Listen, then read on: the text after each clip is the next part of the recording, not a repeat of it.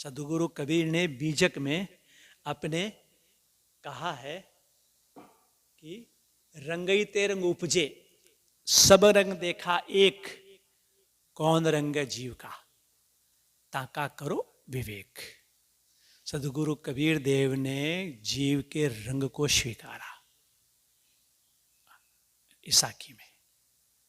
तो कहते रंगई ते रंग उपजे, रंग से रंग उपजता है। काला पीला रंग को मिलाओ तो मूंगिया रंग उपज जाएगा, सफेद और पीला मिलाओ लाल रंग उपज जाएगा।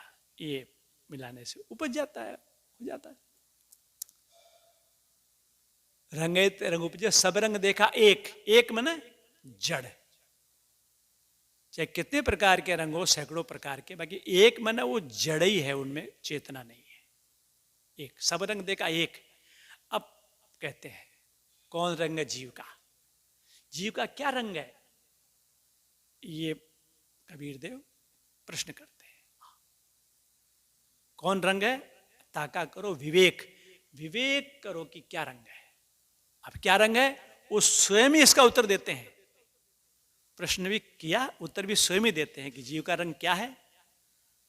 तो उसमें कहा साखी में, जागृत रूपी जीव है।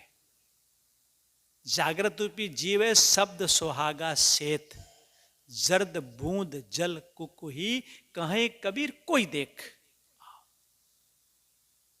तो जीव का रूप क्या है, स्वरूप क्या, जागृत। जागृत माने ज्ञान। तो जीव का रंग ज्ञान,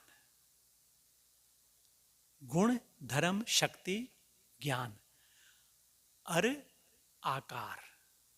सदगुरु विशाल देव ने आकार स्वीकारा, कबीर देव ने जीव के रंग को स्वीकारा ज्ञान, और विशाल देव ने जो है जीव के आकार को स्वीकारा कि जीव का क्या आकार है। तो उन्होंने एक साखी में कहा अपने, ज्ञान धर्म, ज्ञान धर्म गुण शक्ति है, वो आकार वही होत। जीव का ज्ञान गुण है, ज्ञान धर्म है, ज्ञान शक्ति है, वो आकार वही होत। और आकार भी वही है, क्या है, ज्ञान। ये बात कही। अब प्रश्न बताइए, आपकी आत्मा कहां है, कहां है आपकी आत्मा, शरीर में। सही है, सही है, शरीर में है। हाँ, तो आत्मा का स्वरूप क्या है, ज्ञान स्वरूप। और गुण धर्म शक्ति, अब प्रश्न है ज्ञान स्वरूप आत्मा कौन है, कोई नहीं बोलेगा भाई, यही बोलेंगे आत्मा का स्वरूप ज्ञान है। बहुत अच्छा कहा। अब फिर प्रश्न है कि तो ज्ञान स्वरूप आत्मा कौन है, वो बताइए। नहीं मालूम, कहिए। वो ज्ञान स्वरूप आत्मा मैं हूं। मैं जो हूं ना, मैं जो बोल रहा हूं, मैं ही आत्मा हूं।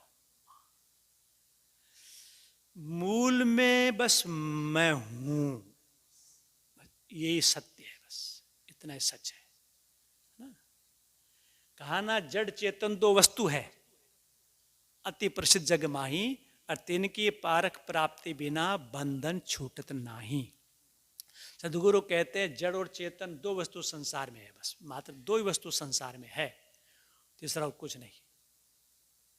वो क्या है, जड़ चेतन दो वस्तु। तो जड़ में क्या है, पृथ्वी जल अग्नि वायु, चार तत्व। पांचों आकाश को माना है, तो ये चार तत्व बाकी जड़ है। जड़ का लक्षण, के जड़ किसे कहते हैं, जिसमें ज्ञान करने की शक्ति न हो।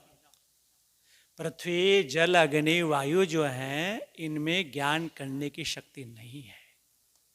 इसको हम कैसे पहचाने ज्ञान करने की शक्ति नहीं है। ऐसे पहचानने में आता है, कोई भी स्त्री पुरुष गंगा को, नदी को, पानी को गंगा मैया मान के कोई पूजता हो, 20 वर्षों से 50 वर्षों से कोई गंगा मैया की पूजा आरती करता हो, सिर झुकाता हो, और किसी दिन पूजा करने वाले गंगा किनारे खड़े होंगे, उनका पैर फिसल जाएगा, तो गंगा मैया पूजा आरती करने वाले को ही बहा के ले जाएगी। क्यों ले जाना चाहिए, वो तो उनकी पूजा कर रहे थे, आरती कर रहे थे, सिर झुका रहे थे, 20-50 वर्षों से करते आ रहे थे, उन्हें क्यों ले जाना चाहिए? इसलिए ले जाएगी कि उसमें ज्ञान शक्ति नहीं है। पानी में बहाने की शक्ति है परंतु ज्ञान शक्ति नहीं है, इसलिए वो जड़ है। ऐसे आग है, आप अग्नि में देवता मान के हवन करते हैं, घी है, मेवे है, वनस्पति है, या जो है कोई मेवे या कोई शक्कर आदि आदि हवन करते हैं। कोई 20-50 वर्षों से पूजा करते आ रहा हो अग्नि की, और जरा सा चूक जाएगा, जरा सा, तो अग्नि पूजा करने वाले को जला देगी। क्यों जलाना चाहिए? वो तो उसमें घी शक्कर मेवे हवन कर रहे थे, 50 वर्षों से कर रहे थे, इसलिए जला देगी। उसमें ज्ञान शक्ति नहीं है। अग्नि में दाह शक्ति, दाह मैंने जलाना, जलाने की शक्ति है, ज्ञान शक्ति नहीं है। इसीलिए जो हवन करते हैं ना, ये जो होते हैं पुरोहित लोग, हवन करते हैं अग्नि में, हवन करते हैं, यज्ञ करते हैं, हवन करते हैं, तो लंबा लंबा लकड़ी का चाटू रखते हैं, हाँ, दूर से स्वाहा स्वाहा करते हैं। जिनको आचार्य होता है ना, उनका आचार्य तो लंबा रखता, और ज्यादा लंबा रखता तो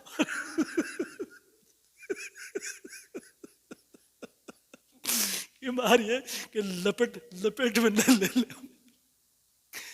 ये है भेद भांच जड़ चेतन का। तो मैं निवेदन कर रहा था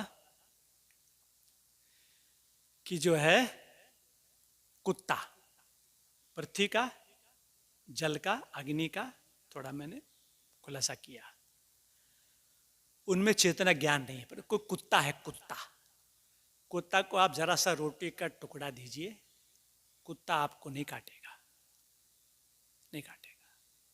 अगर कोई आपसे मिलने आएगा और उसे अगर वो भौंकेगा और आप कहोगे अरे चुप रहो, बैठ जाओ, तो कुत्ता आपका कहना मानेगा, आने वाले को भी नहीं भौंकेगा।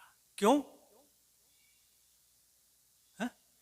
उसमें ज्ञान शक्ति है, उसमें चेतन है। ये भेद है, ये भांच है। छोटे छोटे बच्चे खेल रहे हो, आंधी आई, आंधी आती है, आंधी आएगी तो जो है आंधी का झोंका जो है बच्चों को नीचे गिरा देगा। परंतु कुत्ता, समझो कि बच्चे खेल रहे, कुत्ता अगर आएगा कोई भी तो बच्चों के इधर उधर निकल जाएगा, बच्चों को समझो कि जो है उनको ठोकर नहीं देगा, क्योंकि उसमें चेतना है, उसमें ज्ञान है। तो मूल में आत्मा का स्वरूप ज्ञान, और ज्ञान स्वरूप आत्मा कौन है? मैं जो बोल रहा हूं, बस मैंने निवेदन किया ना, मूल में है मैं, बस मैं हूं, इतना ही सत्य है बस। फिर प्रश्न है मैं कौन हूं? तो मैं जीव हूं, मैं आत्मा हूं, मैं ज्ञान स्वरूप हूं, मैं चेतन हूं, और बहुत बहुत इनकी महिमा में है, ताकि मूल में मैं, और मैं के दो अर्थ होते हैं, एक नकली मैं और एक असली मैं भी दो है, दो अर्थ होता है मैं का। नकली मैं क्या है? मैं शरीर हूं, ये नकली मैं।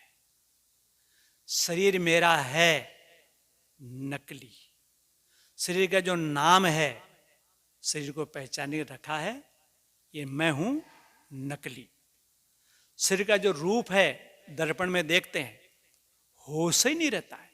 सत्संग सुनते हैं, बोलते हैं, पढ़ते हैं, जानते हैं, पर दर्पण के सामने जब खड़े होते हैं तो जो है वो समझो जो है इधर उधर देखेंगे अपना शरीर के, ये सही है कि नहीं है। जिनको कभी किसी किसी कक्ष में, ऐसा कमरे में दर्पण रहता है, घर वाले आते हैं, वहाँ से कंघा उठाते हैं, अपने जो है वो सिर के बालों को बनाते हैं, तो बना के फूंकना, ऐसे वो थोड़ा सा ऊंचा करेंगे, नहीं होगा फिर उसको मिटाएंगे, फिर करेंगे। हाँ, जिनकी मूछें होगी, मूछें, वो मूछों को ऐंठ कर मार खड़ी करेंगे बाहर।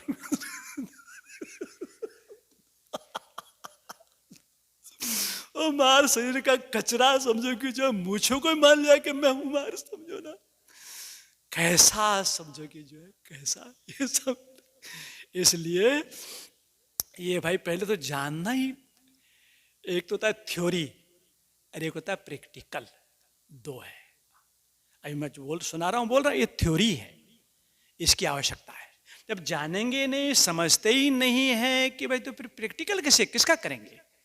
इसलिए पहले थ्योरी होना चाहिए, जानकारी हो, ज्ञान हो, है भाई मैं शरीर से भिन्न हूं, चेतन हूं, ज्ञान स्वरूप हूं, दृष्टा, जनैया, साक्षी, और किन्हीं भी सब महिमा में बहुत शब्द है, ये पहले होना चाहिए। फिर बाद में फिर उसका प्रयोग, उसका अभ्यास, ध्यान, समाधि, साधना, शब्द जो है ये है